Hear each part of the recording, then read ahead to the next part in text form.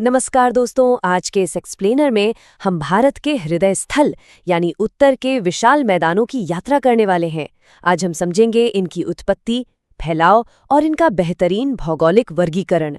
ये पूरा सेशन एक जबरदस्त और कंप्लीट रिवीजन गाइड होने वाला है, तो अपनी एनर्जी हाई रखिए क्योंकि आज हम इस कॉम्प्लेक्स ज्योग्राफी को बहुत ही इंटरेस्टिंग तरीके से डिकोड करने वाले हैं। चलिए शुरू करते हैं। तो चलिए सीधा टॉपिक पर आते हैं। जरा इस विशाल क्षेत्र को देखिए।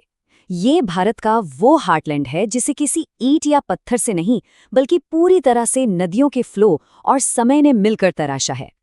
लिटरली ये मैदानी प्रदेश नेचर का एक अद्भुत मास्टरपीस है। आज के हमारे सफर का रोड मैप बिल्कुल क्लियर है। सबसे पहले हम इसकी उत्पत्ति और डायमेंशंस देखेंगे, फिर जल विभाजक को समझेंगे। उसके बाद ढलान से नीचे उतरते हुए भाबर, तराई, बांगर और खादर मैदानों का एनालिसिस करेंगे। और हाँ, लास्ट में एक क्विक रिवीजन मैट्रिक्स और कुछ प्रैक्टिस क्वेश्चंस भी होंगे। तो चलिए अपने पहले सेक्शन की तरफ बढ़ते हैं, जो है उत्पत्ति और आयाम। ये जानना वाकई बहुत रोमांचक है कि आखिर इतने बड़े और फ्लैट लैंडमास का जन्म हुआ कैसे। अब इसे ऐसे समझिए, जब हिमालय बन रहा था तब वहां टेथिस सागर में एक विशाल खाई यानी ट्रेंच बन गई थी। फिर इस समय के साथ हुआ ये कि उत्तर में नए बने हिमालय और दक्षिण के प्राचीन पठार से तेज बहने वाली नदियों ने इस पूरी खाई को अपने साथ लाए गए अवसादों यानी जलोढ़ मिट्टी से भर दिया। ये कोई रातों रात हुआ चमत्कार नहीं था, बल्कि चतुर्थक कल्प के प्लीस्टोसीन युग का एक बहुत बड़ा भूगर्भीय घटनाक्रम था। इस मैदान का स्केल कितना बड़ा है, जरा इन नंबर्स पर गौर कीजिए।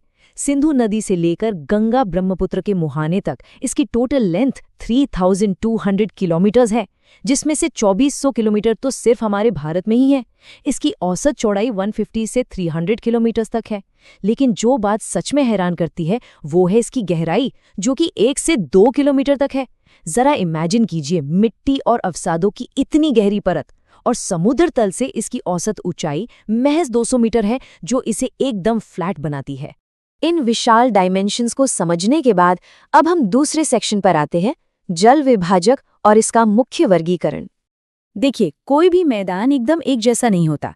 यहाँ अंबाला और सहारनपुर के बीच करीब 291 मीटर की ऊंचाई वाला एक क्षेत्र है, जो एक बहुत ही क्रूशल जल विभाजक यानी वाटर डिवाइड का काम करता है।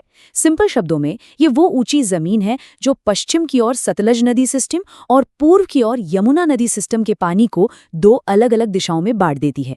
ये एक बहुत बड़ा गेम चेंजर है। अब अगर हम हिमालय की ढलान के साथ साथ ऊपर से नीचे की ओर आएं, तो इस पूरे मैदान को मुख्य रूप से 4 क्रमिक भौगोलिक भागों में बांटा जा सकता है। ये सीक्वेंस याद रखना बहुत जरूरी है। नंबर 1 भाबर, फिर तराई, उसके बाद बांगर और आखिर में खादर। चलिए देखते हैं कि ये पूरी जर्नी दिखती कैसी है।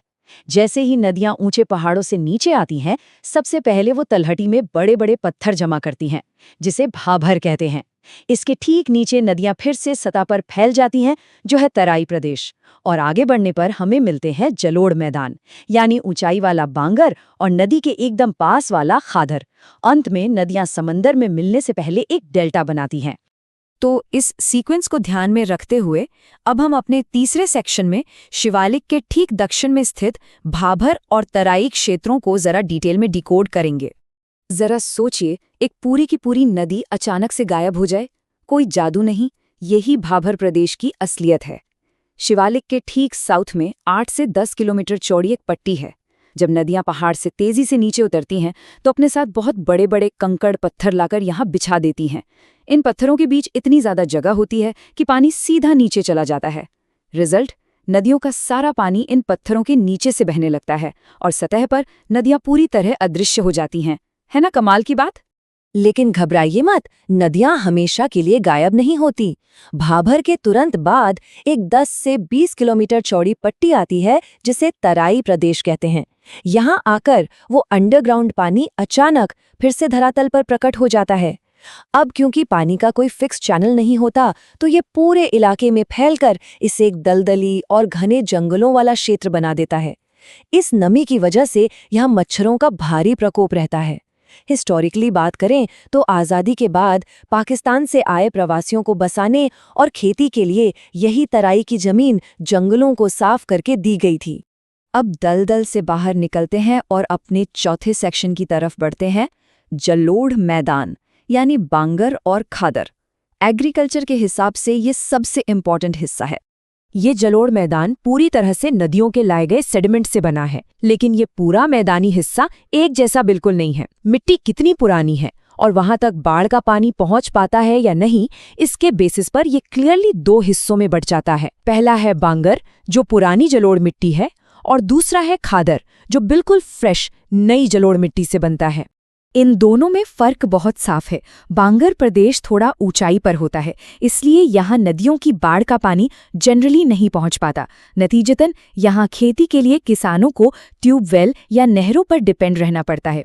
इसके बिल्कुल ऑपोजिट खादर निचले इलाके में है, जहां नदियां लगभग हर साल बाढ़ लाती हैं। इस बाढ़ के साथ हर साल एकदम फ्रेश उपजाऊ मिट्टी की नई परत बिछ जाती है।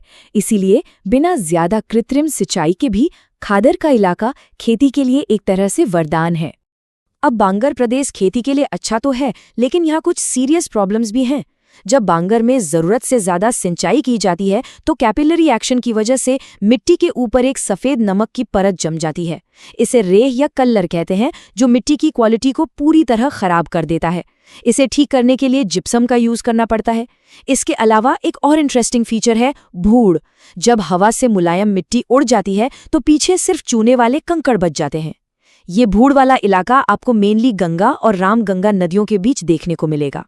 चलिए अब अपने 5वें सेक्शन पर आते हैं, एक कंपैरेटिव मैट्रिक्स। हमने जो कुछ भी डिस्कस किया है उसे फटाफट रिवाइज करने का ये बेस्ट तरीका है।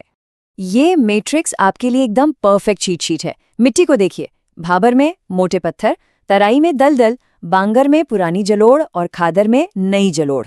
पानी का स्टेटस, भाबर में गायब, तराई में वापस प्रकट, बांगर में बाढ़ नहीं आती और खादर में हर साल बाढ़ आती है। फर्टिलिटी की बात करें तो भाबर खेती के लायक नहीं है, जबकि खादर सबसे ज्यादा उपजाऊ है। इस पूरे चार्ट का एक मेंटल स्नैपशॉट ले लीजिए, एग्जाम्स में ये आपको बहुत हेल्प करेगा। तो थियोरी हो गई कंप्लीट। अब हम अपने आखिरी सेक्शन में हैं, प्रैक्टिस क्वेश्चंस। चलिए देखते हैं आज के इस एक्सप्लेनर से हमने क्या क्या सीखा। चलिए खुद को टेस्ट करते हैं। पहला सवाल, सतलज और यमुना नदी के बीच जल विभाजक का कान कौन सा ऊंचा इलाका करता है? याद कीजिए, हमने स्टार्टिंग में अंबाला सहारनपुर का जिक्र किया था। दूसरा सवाल, वो कौन सा क्षेत्र है जहां नदियां कंकड़ पत्थरों के नीचे बहने की वजह से अदृश्य हो जाती हैं? बिल्कुल सही, वो भाबर प्रदेश है। और तीसरा, बांगर में ओवर इरिगेशन से जो सफेद नमक की परत जमती है उसे क्या कहते हैं? जी हां, इसे रेह या कल्लर कहा जाता है। अब जरा इन स्टेटमेंट वाले सवालों पर भी दिमाग लगाइए। पहले सवाल में तराई प्रदेश के बारे में सोचना है। क्या ये भाबर के दक्षिण में है? क्या यहाँ नदियां वापस आती हैं? क्या ये एकदम सूखा इलाका है या फिर दलदली और मलेरिया प्रोन है? आपको इनमें से सही कॉम्बिनेशन चुनना है। दूसरे सवाल में आपको गलत स्टेटमेंट पकड़ना है। क्या भंड चूने वाले कंकड़ की मिट्टी है और क्या खादर पुरानी जलोढ़ है? इन पॉइंट्स को ध्यान से इवैल्यूएट कीजिएगा, क्योंकि कॉम्पिटिटिव एग्जाम्स में अक्सर ऐसे ही कंसेप्ट बेस्ड सवाल आते हैं। मैं चाहूंगा कि आप इन आखिरी सवालों के जवाब खुद खोजें, लेकिन इस एक्सप्लेनर को खत्म करने से पहले जरा 1 मिनट के लिए सोचिए। अगर हिमालय की नदियों ने लाखों सालों तक लगातार बहकर ये उपजाऊ मिट्टी यहाँ न बिछाई होती, तो क्या आज हमारे देश की इतनी बड़ी आबादी का पेट भरना मुमकिन हो पाता? ये वाकई सोचने वाली बात है। तो उत्तर के विशाल मैदानों के इस शानदार सफर में आज के लिए बस इतना ही। इसी प्रकार की नई जानकारियों के लिए हमारे चैनल से जुड़े रहें। आप सभी का बहुत बहुत धन्यवाद।